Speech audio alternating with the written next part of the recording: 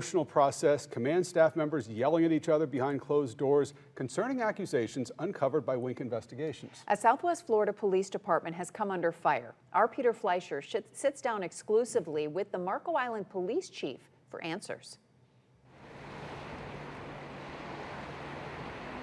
Marco Island is one of the most picturesque places in Southwest Florida.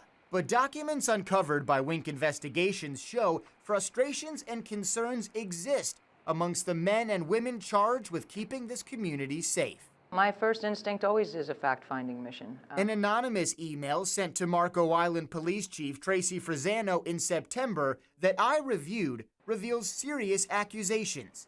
It claims employees are fed up with the lack of trust, continued apparent bias, and low morale, while questioning how internal promotions are awarded.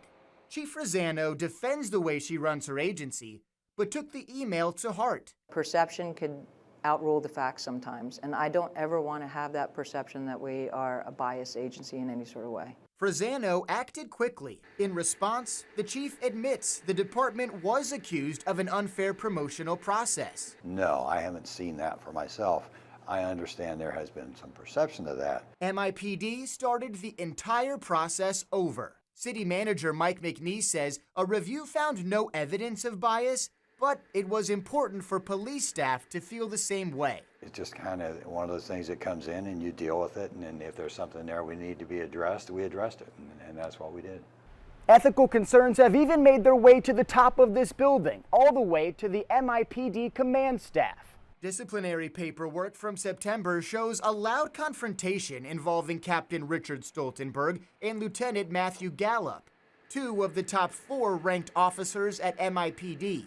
Gallup began yelling at Stoltenberg after a frustrating performance evaluation. The docs claim Gallup was irate and belligerent, that he stated his review was BS and retaliation.